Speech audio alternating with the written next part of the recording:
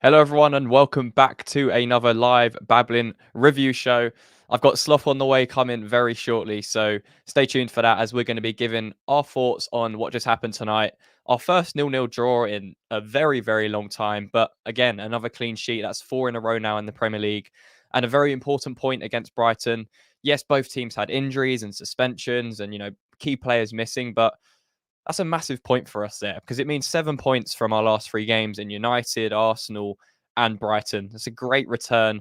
Now we have that little break. In a few days' time, we do have the FA Cup against Bristol City, but we can rest that really. There isn't too much importance on that game now, considering the position we're now in the league. And we now go into the next period in January in really good position. Not a good performance by any stretch. Both teams were pretty poor, and that's kind of what happens when your key players are missing from both sides. And we just lacked any pace out there on the counter attack tonight. And Alvarez was very good. He was kind of the key figure for us. And if we didn't have him, I think it would have been a different story for Brighton, especially in the second half. But yeah, Sloth will be joining very soon. So put your comments in the comment section. Let me know what you thought of the game. And are you happy with the point? Because Brighton notoriously do pretty well against us. We've managed to get a return of 4 points, which is very, very good, considering the circumstances as well. And we were missing some key players today. Let's not forget that it was tough out there. A lot of key players come missing for us, and a few fringe players given the chance to impress. And to be honest, they didn't really take that chance. And it's a shame. It's a shame that we just don't have that strength and depth to be able to play the way we want to play, or we're just not kind of utilizing it well enough. Someone like Cornet again, it's just not going to happen for him now. If it wasn't going to happen for him tonight, then it certainly isn't going to happen for him in the future. That's kind of done now. I'd expect him to leave in the January transfer window, but it means we need to be making moves in January. And, that left wing position in particular is a massive one for us, especially when Paqueta's out and he's been playing there. Kudus on the other side. Bowen was really isolated by himself with, Benrahma not offering much at all. Fornals drifting inside, not really an out-and-out winger at all. So, yeah, it was tough, but a very good point. So let's just take a look at some of the kind of statistics and how we both lined up and what we saw out there, because it was a struggle. It was a really dull affair, especially in the second half, where we just took our foot off the gas. But there was one tactical tweak which I don't necessarily agree with from Moyes, which I'll highlight as well.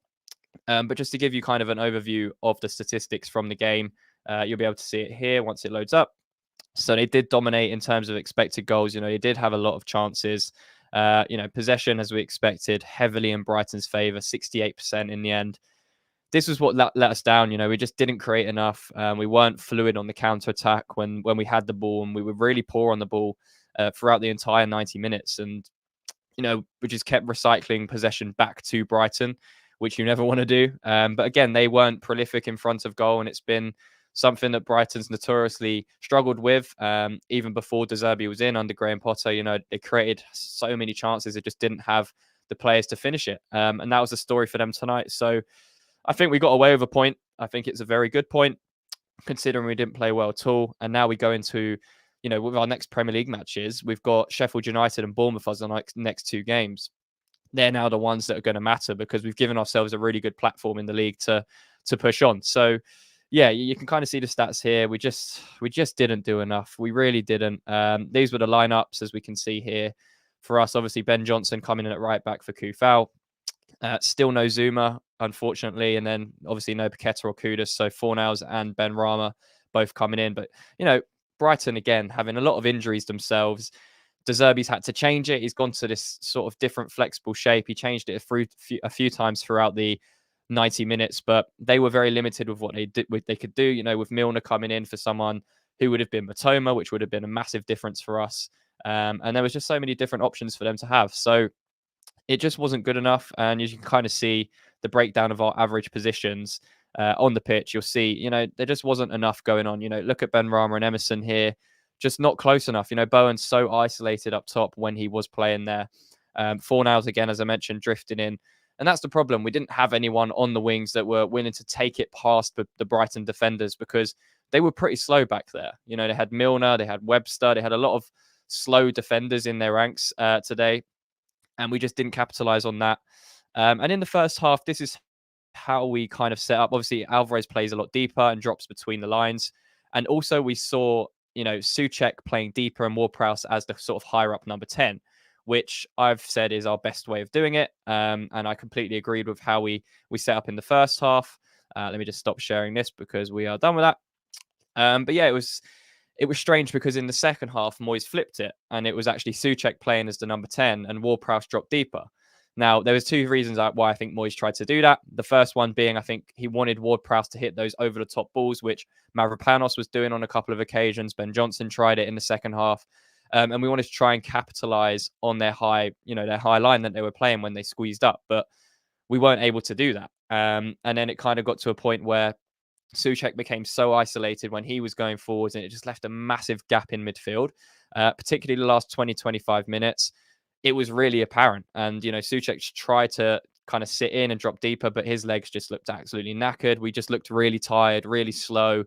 And Brighton were just passing through us really easily in that last 20 minutes of the second half. And that's one of the changes I didn't agree with, because we lost our front press with Ward-Prowse and Bowen, which was, we were doing pretty well in the first half. You know, we did sit off at times a little bit too much, but they weren't creating an awful lot other than the gross header, which we switched off for about 10 minutes before the end of the first half. But by and large, we were pretty solid defensively, and just on the ball, we weren't good enough. You know, we were pressing decently in moments where we could. We were forcing them into a few mistakes. They kicked the ball out of play, you know, 3 or 4 times in the first half, and that came from some really good pressing from Bowen. You know, Ward-Prowse coordinating with that, and then you have Souček and Alvarez squeezing up behind. And what we saw in the second half was the complete opposite, where we didn't have that front foot press. You know, it was so easy to turn and take it past Souček.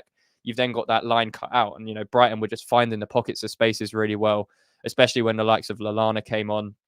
And again, João Pedro that's his type of game where he can find those pockets of spaces. And, you know, he should have definitely scored tonight when he took on about 3 or 4 players and had that chance on the edge of the box. But yeah, let's have a look at one of the comments here from Ralph saying, having to watch tomorrow.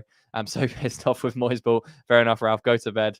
It wasn't a great viewing, but you know, you have to respect the point in these types of situations where we're missing so many key players. You know, Agerd, Zuma, Kufal, you know, 3 of our most back 4 started back line out. You know, Kudus, Paqueta, that front 3 completely disrupted. So we just didn't have the replacements coming in. And then if Moyes isn't willing to bring on someone like Cornet and add the pace up there to support the likes of Bowen and Mubama when he comes on, it's going to continue in the same way. And I think Moyes was just happy with the point, happy to hold on in that last 20 minutes. And you could tell by the way we approached it, you know, just hoofing it back to them every time, not keeping the ball well enough. And yeah, we did get lucky not to concede in that second half. I don't think we controlled the game at all. I didn't expect us to control the game without the ball at all, but it was just a scrappy game. And, you know, it's a shame that we didn't have the likes of Paqueta and Kudus, especially Kudus tonight, because that's what we need. You know, counter-attacking football. That's where we thrived this season. And that's where the likes of Bowen and Paqueta and Kudus have thrived on that counter-attack. So it's tough. It's tough because on one hand, we've got a really solid point, you know, 4 clean sheets in the Premier League in a row, solid foundations to build on going into 2024 now. And as I mentioned before, our next 2 games, Sheffield United away and Bournemouth at home in the Premier League, 2 massive, massive games. And we have to be winning that. You know, that has to be 6 points if we want to set the benchmark now for this season to be pushing in that top 6, top 7. And, you know, it's not going to be easy. You know, going away to Sheffield United, yes, they've been poor, but it's still a tough place to go. Bournemouth at home, again, Bournemouth have been very good this season. You know, they lost to Spurs, but they've got some very good, exciting attacking players, and they're playing very well. You know, they've gone to Old Trafford and won. Obviously lost to Spurs recently, but they've been playing really well, and they've been getting some good results as well to back it up. So it's not an easy game, but it's games where we need to be winning if we want to be in the position that West Ham fans want us to be in as a club come the end of the season, which is in around that top 6, top 7. You know, getting European football again before we go into the summer. So let's look at another comment here from Ben. We lost our attacking threat when Ben Rama went off. How he went off before 4 hours, I'll never know. I think at that stage of the game, it was, Ben Rama looked a bit leggy. You know, there was no help for Emerson defensively. And I think that's what Moyes saw rather than maybe the couple of bright moments Benrahma did have in the second half. But to be honest, I wasn't impressed by Benrahma at all. I think he was poor, especially in the first half. He had a couple of moments, but he just doesn't look confident. He just really doesn't look confident anymore. And when you lose that, especially on the game, but we're not in a position to kind of carry or feel sorry for these players anymore that are just not performing on a consistent basis. And that's the issue Benrahma's faced. He was a really good player in spells for us for the last few years, but that consistency is just gone. And this season we've just seen nothing. I think there was a stat that Benrahma has only scored one goal in his last 23 Premier League matches for West Ham. It's just not good enough. It's really not good enough for an attacking player. And, you compare that to the impact Kudus has had in such a short amount of time. It's night and day. And, someone like Paqueta as well, feeding Kudus and Bowen. It's so clear when our best players aren't playing. And that's the biggest issue we currently have. We don't really have the squad depth to compete when these players are missing, which is why it's so important that Paqueta gets back ASAP. And, we're going to be missing Kudus for a month now, which is a massive, massive, massive blow for us because he is so key to the way Moyes wants to play on that counter-attack in terms of attacking football and what we can do in transitions. And without him, we kind of lack that. Now, it could be that Antonio comes back from injury and it's looking like he's close to a return and he could fill that gap with Bowen going back out to the right, Paqueta staying on the left. But again, we don't know what Antonio is going to be back. He's been out for a long time. He wasn't performing particularly well before his injury. And it's the reason why we were trying Bowen up top as well. So a lot to consider. Today's match is a very good point, in my opinion. The performance didn't match it at all. Let's be honest. It was a really dull performance. It's the first 0-0 we've had in a long time. So you can't really argue too much. Brighton's first clean sheet of the season. That's the only frustrating thing for me is we didn't really go at them enough tonight. We showed them a lot of respect on the ball, as you should in certain moments in the match, because they're a very good passing team. Obviously, they're very well structured. They'll just play through you if you try and press relentlessly for 90 minutes. We saw that last season against them at the Amex when we lost 4-0.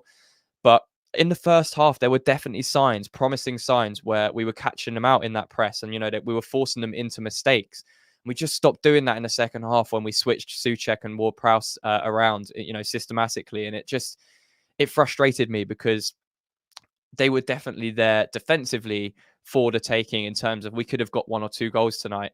We might have conceded one, but I'd rather see us go for it in that situation than do what we did tonight. But, you have to look objectively sometimes. It's easy to get caught up in the moment. And that's I think, what maybe I got in the match. But, when we look back on this as a point, looking at the table, it's massive for us because it now gives us, as I mentioned, that platform to go against Sheffield United in a couple of weeks' time in the league and try and get the 3 points and keep pushing on. We're still in 6th place. Let's just take a look at the league here as I get it up. So, yeah, still in 6th place on 34 points, 3 points clear of Brighton in 7th.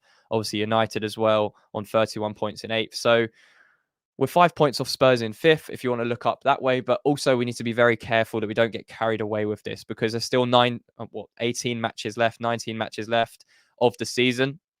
We're only, 6 points off 11th. So it's very, very tight between 6th and 11th right now. Wolves are playing really well and they're 11th. You've then got Chelsea, Newcastle, who you'd expect to come back, United as well, who are capable of putting 3 or 4 good performances and wins together. Brighton as well, as they start to get injuries back. We know how they play and how impressive they are. So yeah, it's tight, and it's why these next 2 matches for me are going to be crucial for how we want to set up this season, because after Sheffield United and Bournemouth, we then play Man United and Arsenal again. So 2 massive games once more. So it's important we stay up there if we really want to push on this season and continue being that European team that we want to be. Whether Moyes will be able to do that with the players, I don't know. That's why January is so important for us now in terms of who we're going to sign and what we want to do, because we just don't have the squad depth available to push on anymore. And that's the big issue. If we had a few more players that could come in for the likes of Kudus if they're missing, even someone like Paqueta, it would just make such a difference. Like, imagine we had, I guess that's what Cornet was brought in for. And, it's strange that he's not getting minutes at all because he's exactly what would have caused Brighton problems today. If he was connected with Bowen on the transitions, it could have almost been that Kudus replacement for us. We could have easily slotted him in there instead of one of Fornals or Benrahma. He just reluctant to do it. And we're just hurt because we don't have that squad depth. We don't have the players that Moyes trusts to come in when Paqueta, Kudus, Bowen, all of these players get injured or suspended or whatever, or they're missing for whatever reason. And that's the big issue. I think that's the big issue we're going to face. So, yeah, it's tough. But, today was a good point. It wasn't one I expected us to completely dominate, especially with the problems we had in terms of our starting 11. And as Melissa said here, I don't understand why people were expecting a win today. We look extra flat without Kudus, especially. Completely agree. I think today was always going to be a tough game. Brighton are a really, really good team, really well coached team. No matter who they've got injured, they've got some excellent rotated players in there. But when you do look at their lineup today, Milner, Welbeck, like these players wouldn't be playing. But we also have, really key players missing for us. So there's no excuses for how lackluster it was, especially in the second half. You can't excuse that at all. It's just when you look at it now, it's a good point against a team on paper where we do struggle against. So we've got 4 points against Brighton. So again, I'm not going to judge that because we've been, getting some really good results. It's 4 clean sheets in a row. And again, as I've mentioned time and time again, this is now the platform to build on, to go to Sheffield United in a couple of weeks' time and beat them, then go at home against Bournemouth the next week and beat them. That's where it's going to be key for us. And whether Moyes can get that out of the players, we'll have to see. For me, the FA Cup match against Bristol City, I'm not too bothered about at all.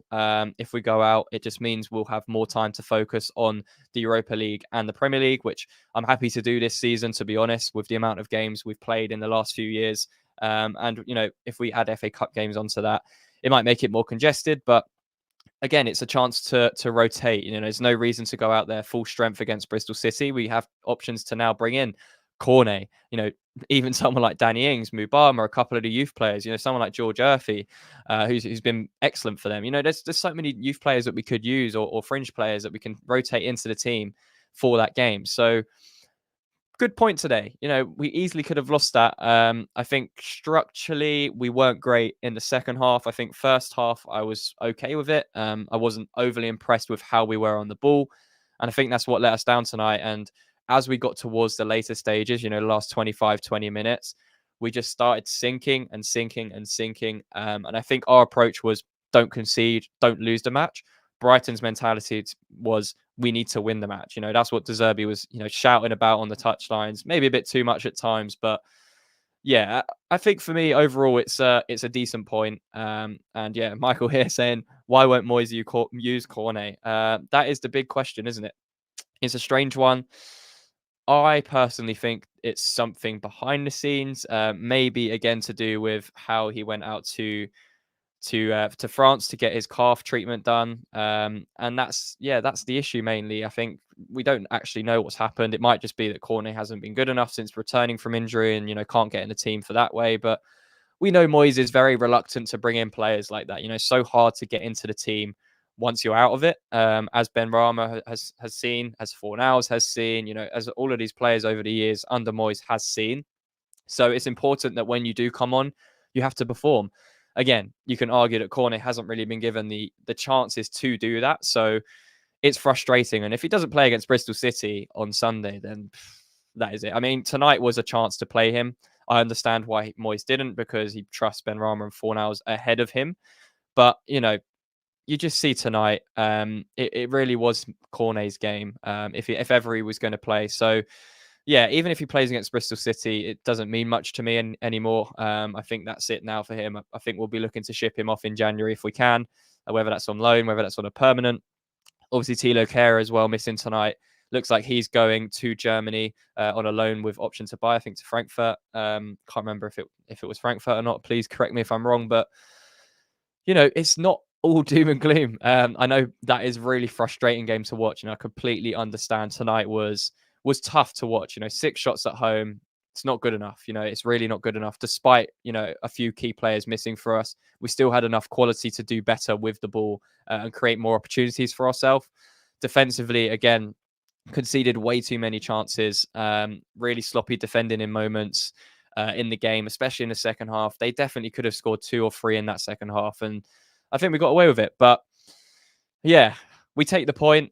We move on towards the FA Cup on Sunday, and hopefully we can, if you want to go far in the FA Cup, then hopefully we win. But for me, I'm not too bothered about it, regardless of what happens. I still want to see a good performance. If we can win the game, having played our fringe players, our squad players, then absolutely that's fine, because we actually have a break the next week before we play Bournemouth on like the 21st of January. So yeah, it'll be interesting to see how Moyes lines up with that game, and we'll definitely have a preview for that. Before we go, let's just have a look at one or two more comments that have come through.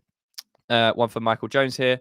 If Moyes had rotated some of the players earlier in the season, maybe they would have played better, because they're not battles, the lack of match sharpness and confidence. Agree and disagree with this slightly. Yes, I completely agree that, there's been certain moments where we should have rotated. But when you're getting the results in the Premier League, it is hard to rotate, and you want that consistency in the 11. I think the biggest problem Moyes has had when it comes to this point is not bringing them on as subs. We've often played 90 minutes or 80, got to like 85, 87 minutes, and then made the change when we're 2 or 3 nil up against someone like Wolves or 2 nil up against United.